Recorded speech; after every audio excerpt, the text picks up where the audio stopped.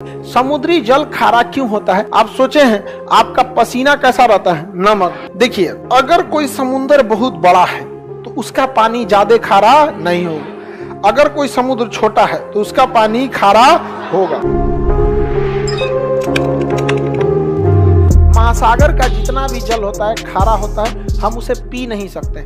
अगर पिएंगे तो फिर हमारे शरीर में बीमारी आने लगेगी, डिहाइड्रेशन होने लगेगा। वो पानी जल्दी देर तक रहता नहीं है शरीर में, वो खारा पानी होता है। दूसरा, उसमें ज्यादा देर तक रहेंगे तो चमड़वा छोड़ा देता है आपला का।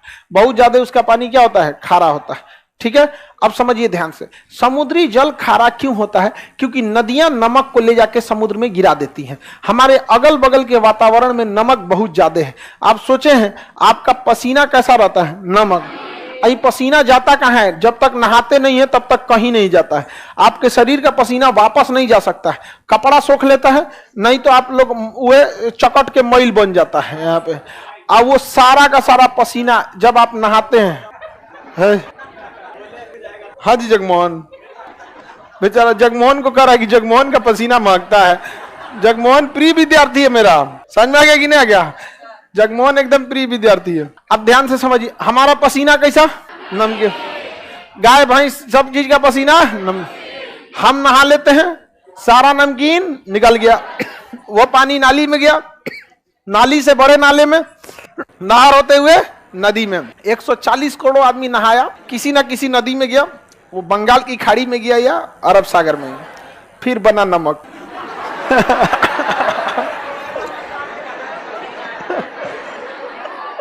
वो नमक कहाँ है?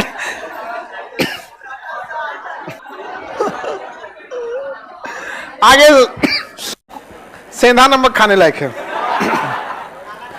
देखिए, ऐसा नहीं है केवल वही नमक होता है। समुद्र में बहुत टाइप के नमक होते हैं, उसमें साधारण नमक होता है, लेकिन समुद्र में नमक बनने का मुख्य कारण नदियां हैं। क्योंकि समुद्र में कोई रहता ही नहीं है, इसलिए गली मोहल्ला बकोट वकोट के कहीं ना कहीं से क्या लाती है सर? नमक वमक लेके आते हैं, ले आके उलाट देते हैं क्या समुद्र में। और समुद्र को कहीं जाना नहीं है, वहां पे उसका पानी क्या हो जाता है? खारा। तो बताइए, समुद्र के जल के खारे होने का मुख्य कारण नदियां क्या है? नदियां हैं। देखिए, अगर कोई समुद्र बहुत बड़ा है तो उसका पानी ज्यादा खारा नहीं होगा। अगर कोई समुद्र छोटा है तो उसका पानी खारा होगा, ज्यादा हो जाएगा खारा। अटलांटिक महासागर का खारापन 35 है। कितना है? प्रशांत महासागर का है 31। कितना है?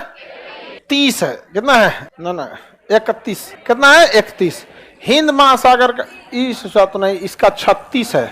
हिंद महासागर का 35। हिंद महासागर का 35। चलिए अब ध्यान समझिए, जितना बड़ा सागर रहेगा उसका खारापन उतना कम रहेगा। इसका परसेंटेज ऐसा साइन होता है, 2 को लगा दिया जाता है खारेपन का। तो बताइए, प्रशांत महासागर का खारापन 31, अटलांटिक का 36, हिंद महासागर का 35।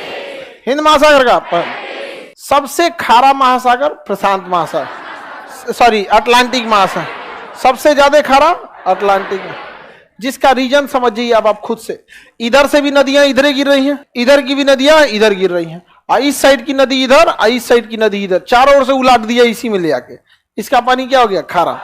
हिंद महासागर का खारापन 35। देखिए, ये सारा नदी जितना इधर से आ रहा है ना, सब इसको क्या बना देगा? खारा बना देता है। प्रशांत महासागर इतना बड़ा है कि कितनों खारा कीजिएगा वो पंचुचुरे लगता है, क्योंकि सबसे बड़ा महासागर है। तो महासागरों में सबसे कम लवणता प्रशांत, सबसे ज्यादा लवणता हाँ, और हिंद महासागर का 35। तो हिंद महासागर की लवणता को ही हम महासागरों की औसत लवणता मान लेते हैं। तो महासागरों की औसत लवणता 35।